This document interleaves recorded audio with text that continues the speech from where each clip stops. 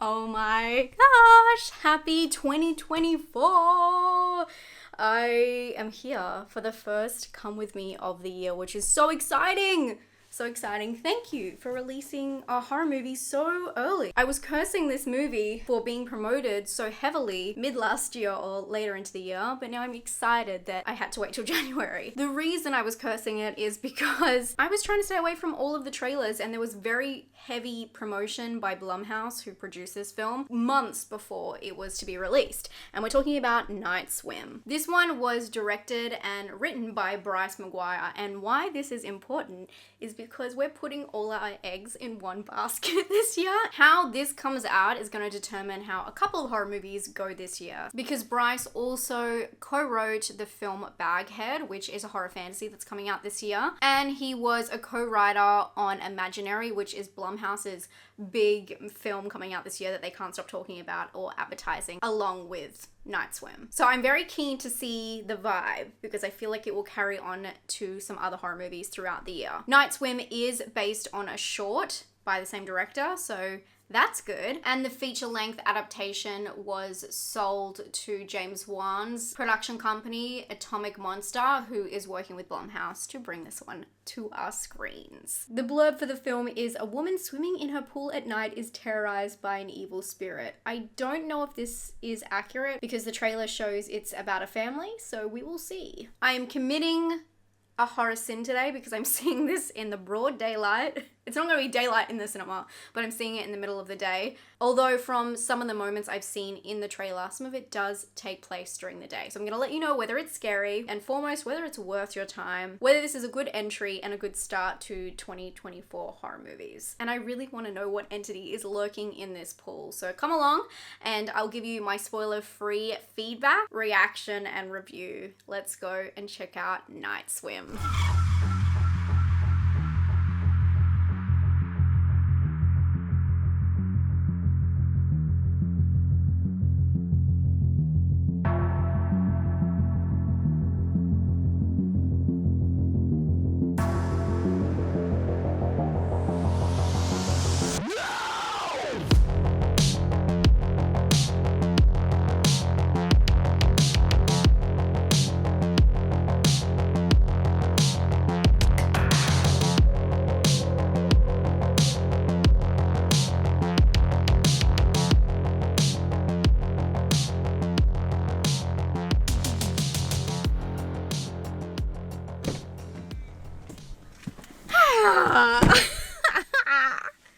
Okay, it wasn't horrible. The drama aspects of this film are pretty well written, pretty well put in there.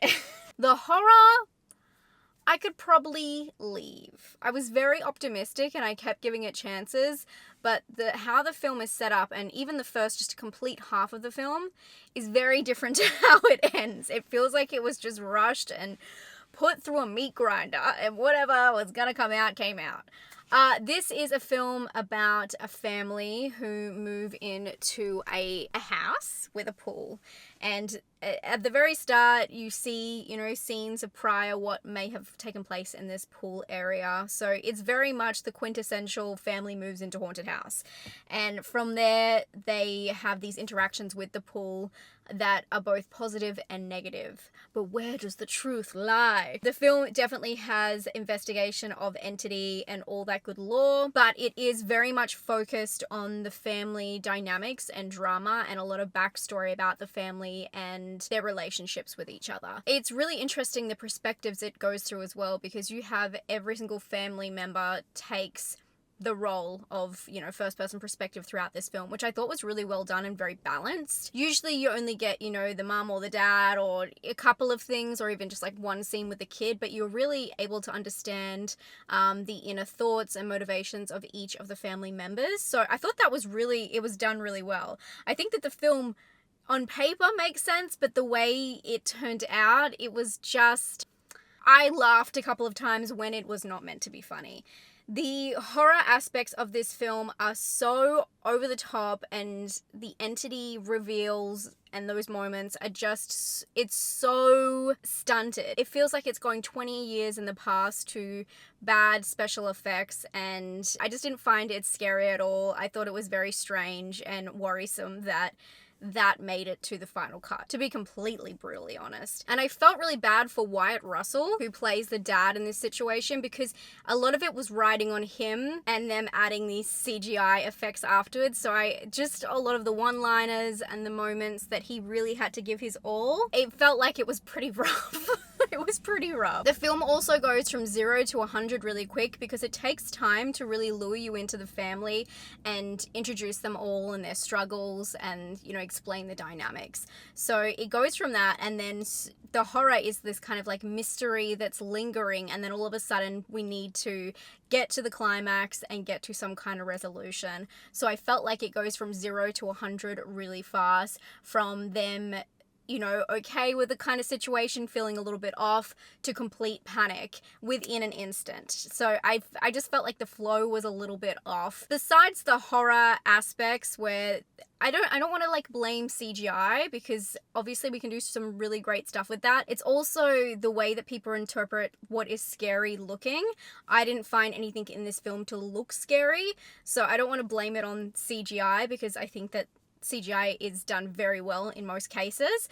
But besides the way they looked, the entities and the horror aspects, the film looked great.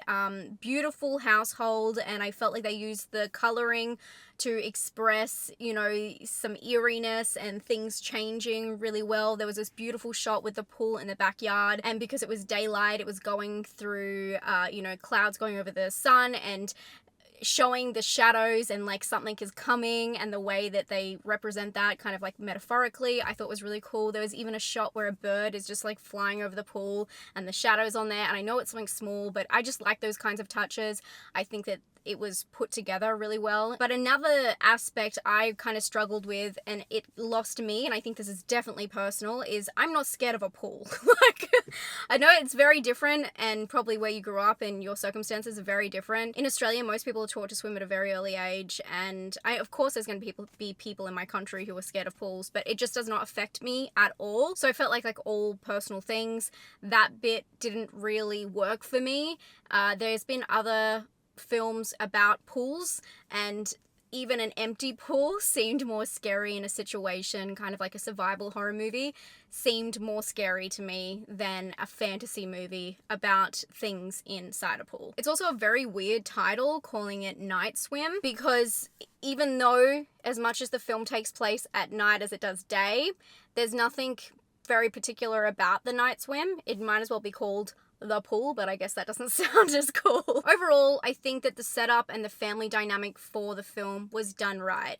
It really slowly takes the time luring you in, but the horror aspects of this film didn't grab me personally, and aesthetically were not scary.